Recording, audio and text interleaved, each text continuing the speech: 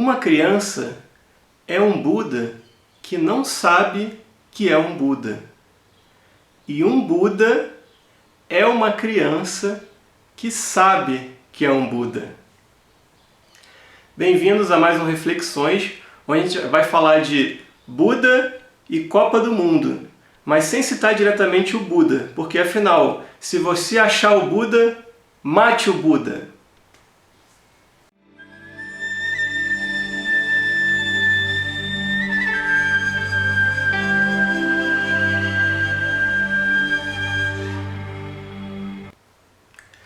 Bem, essa história que eu falei agora há pouco sobre a criança que é um Buda, que não sabe que é um Buda e tudo mais, na verdade é um texto de Satya Prem, que é um budista brasileiro, tá? Eu falei que não ia mais citar Buda, acabei citando aqui logo de início, mas vou falar mais sobre isso, sobre budismo no final. Agora a gente vai falar de Copa do Mundo de futebol, que é o que está rolando aí, e como o canal tem que bombar, a gente tem que estar sempre falando das coisas que estão na moda, certo? Enfim, eu queria falar da Copa do Mundo o seguinte, pensa assim, você vai para a Rússia e você vai assistir um jogo, sei lá, entre Islândia e Argentina. A Islândia é do tamanho de 2 Copacabanas, mais ou menos, um bairro do Rio de Janeiro, como se fosse só alguns bairros do Rio de Janeiro. A Argentina é um país muito maior. É a primeira vez que um país tão pequeno, né, com menos de 1 milhão de habitantes, chega a uma Copa do Mundo. A gente sabe que esse jogo foi um empate, né?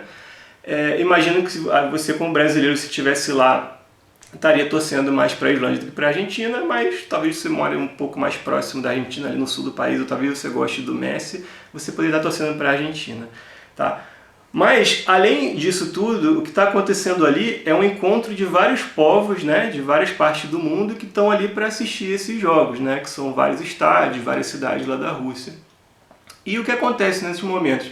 Muita gente está lá só para ver o espetáculo, certo? Está lá só para ver a confraternização da humanidade em torno de um jogo pacífico, né?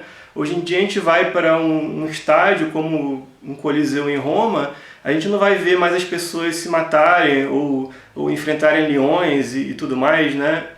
A gente vai para ver futebol. O futebol pode ser um pouco violento de vez em quando, mas ele está muito distante do que acontecia no Coliseu em Roma. Então, assim, passo a passo, a humanidade vai evoluindo, não há como negar. Às vezes é difícil de você perceber isso no espaço de alguns séculos, mas quando você volta 2.000 anos atrás ou mais, você chega no Coliseu de Roma e aí dá para ver que realmente o pão e circo está menos violento, pelo menos. Enfim, a gente vai para lá e a gente vê as pessoas se divertindo, as pessoas felizes, as pessoas celebrando uma confraternização. Só que, geralmente, a gente torce para o time mais fraco, certo? Eu, logicamente, já tenho uma simpatia pela Islândia, gosto também da Argentina, não sou anti-argentino, mas eu torceria pela Islândia simplesmente porque é o time mais fraco. Assim como eu torci contra a Alemanha agora há pouco, que o México ganhou de 1-0 da Alemanha, que foi um jogo histórico para o México, eu torci justamente porque era o time mais fraco. Não que eu não goste do futebol da Alemanha, mas é porque a gente acaba torcendo dessa maneira, sempre pelo mais fraco, geralmente, a não ser que seja o Brasil, que é o nosso time, ou o meu time pelo menos. Então, se fosse o México ou a Islândia contra o Brasil, eu estaria torcendo pelo Brasil. E por que acontece isso? Porque eu já não sou mais uma criança e eu ainda não sou um Buda, tá? Porque se você percebe o que uma criança faz quando vai no estádio, uma criança pequena mesmo, ela vai ver o espetáculo e ela vai se entusiasmar com aquilo, vai achar o maior barato, mas ela não vai escolher um time para torcer. Ela vai ficar feliz do mesmo jeito, vai ficar entusiasmada do mesmo jeito, ela vai ficar cheia de Deus, né? Que o entusiasmo é uma palavra que vem de cheio de Deus, cheio de sagrado. Ela vai estar cheia de sagrado, não importa o resultado, pode ser empate, pode ser uma goleada, pode ter um pênalti mal marcado, não importa, porque ela é o quê? Ela é um Buda que não sabe que é um Buda. E tudo que a gente tem que fazer ao longo da nossa história enquanto adulto, né, depois de deixar de ser criança, é justamente tentar voltar a ser uma criança, só que dessa vez sabendo, né? É como aquela história que eu estava falando no vídeo sobre o mito de Adão e Eva e a serpente. Inevitavelmente, a gente sai do paraíso, porque a gente conhece o bem e o mal, a gente perde a inocência, a gente vira adulto. Só que desde então, o que a gente tenta fazer? A gente tenta voltar, né? E é isso que gente como um Buda, como um Jesus Cristo tenta fazer. né? Eles tentam fazer o nosso caminho de volta mais fácil. Eles dedicaram a vida deles para isso, para que a gente entre no céu de mãos dadas, né? Mas o que eu queria falar também é sobre uma questão que tem a ver com felicidade, momentos de felicidade e momentos de tristeza. A gente pode sair do futebol, que é um esporte competitivo, onde sempre um tem que ganhar para o outro perder, ou então tem um empate, mas assim, o campeonato é sempre decidido, se for o caso, nos pênaltis, né? Então sempre vai ter um vencedor. Mas a gente pode pegar outro esporte como o frescobol, por exemplo, que é um esporte inventado inclusive nas praias do Rio de Janeiro, onde cada um tem uma raquetinha de madeira e tem que bater numa bolinha de borracha, geralmente é perto da água, né? Acho que quem vai na praia no Rio de Janeiro deve ter visto isso muito, e também acho que em outras praias do Brasil deve ter bastante. Então são duas pessoas que estão ali batendo a bolinha e o que importa é não deixar a bola cair na areia, ou na água, onde for. Quer dizer, você bater até onde você conseguir. Ou seja, não tem um vencedor e não tem um perdedor. Ou os dois ganham ou os dois perdem. Na verdade, você não pode ganhar esse jogo, porque mesmo que você fique 24 horas batendo, tem uma hora que você cansa e você acaba errando. Então aí que tá. Inevitavelmente você vai ter momentos de derrota e momentos de vitória. O momento de vitória é aquele entusiasmo que surge quando você vê, poxa, a gente passou do nosso recorde, a gente bateu mais de 50 vezes, mais de 100 vezes. E aí o cara pode ficar profissional e ficar lá a tarde inteira batendo. Mas sempre vai ter uma hora que você vai errar, certo? Sempre vai ter uma hora que a bolinha vai cair na areia. Isso é inevitável na vida. Então quando a gente analisa assim, os momentos de felicidade e tristeza, a gente vê que eles são um movimento pendular, tá? O movimento pendular é aquela coisa, uma hora o pêndulo está desse lado, uma hora está desse lado, uma hora está desse lado, uma hora está desse lado, certo? Então ele cria um gráfico mais ou menos assim, ó. E o que ele significa? Que aqui você está feliz para depois voltar a ficar triste, depois voltar a ficar feliz, depois voltar a ficar triste e por aí vai. Na verdade você só sabe o que é felicidade porque você experimentou a tristeza. Se você sempre fosse feliz da mesma forma, de repente você não saberia nem chamar aquilo de felicidade, você não teria nome para isso. E é quase que impossível, para não dizer impossível mesmo, você ser feliz todo o tempo, assim como ser triste todo o tempo, ser miserável todo o tempo. Sempre a gente tem alguns momentos de felicidade e tristeza, e mesmo quando a gente passa por reviravoltas na vida, a gente acaba se acostumando com elas, né?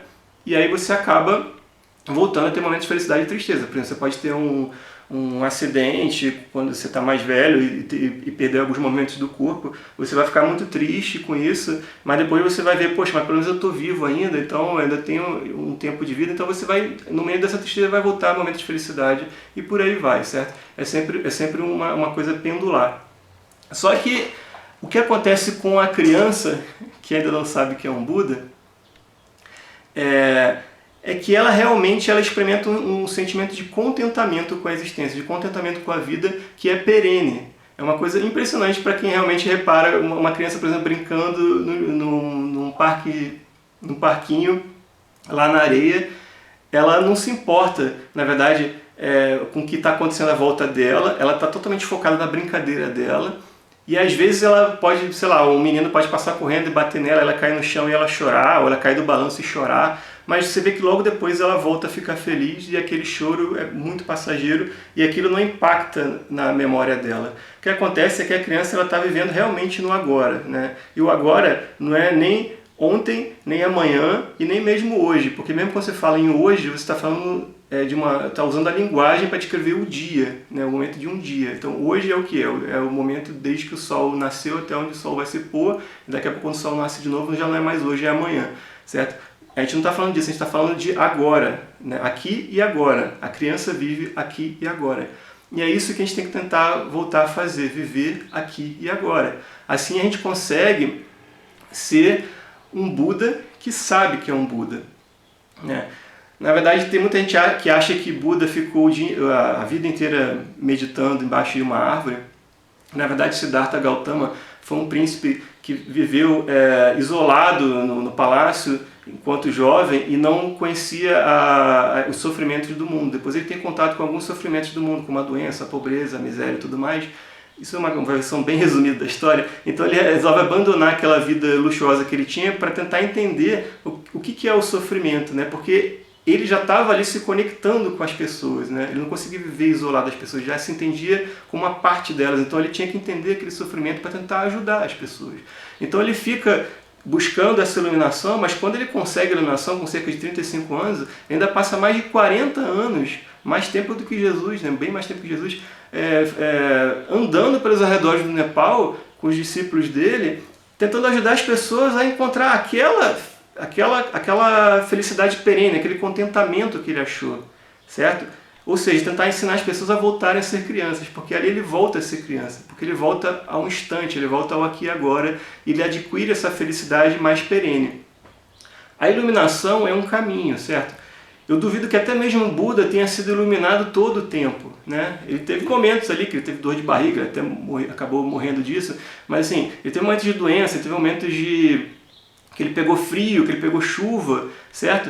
Então, não é porque está chovendo que eu vou me focar na chuva, eu vou focar no que eu sou. Depois da chuva vai vir o sol de novo, sabe? Depois da noite vem o dia, depois da felicidade vem a tristeza, depois da felicidade de novo. Ou seja, ele estava se colocando fora do pêndulo, né? Ele estava se colocando acima do pêndulo. E ali ele se tornava realmente um iluminado, mas não se sabe se todo o tempo. Eu acho que a gente tem que pensar assim, que não adianta você querer ser iluminado todo o tempo. Isso é o caminho para a decepção, né? Você atinge alguns momentos de iluminação e aí você percebe o que é o final do caminho, ou pelo menos o que é lá na frente do caminho. É como se a iluminação fosse subir numa pequena montanha e você visse que tem montanhas muito maiores lá na frente. E depois você desce de novo no vale, porque é inevitável ter que passar por ali de novo, mas você sabe agora que você tem como escalar a montanha cada vez maior. E aí você se sente entusiasmado para continuar no caminho. Eu acho que é assim que a gente tem que ver esse tipo de interpretação do que é a felicidade. Ou seja, na verdade a felicidade é uma coisa que não teria nem que ser dado um nome para ela, né? Porque senão você considerar um nome para alguma coisa, você automaticamente cria o nome oposto. Então, quando você fala eu busco a felicidade, você inevitavelmente vai também estar passando por momentos de tristeza, porque você só sabe o que é felicidade porque você já viu o que é tristeza. Então, na verdade, a gente tem que estar, assim, aqui e agora, sabe? Sabendo quem a gente é e olhando para dentro. E aí, talvez, a gente consiga chegar também ao nível de alguns poetas, né?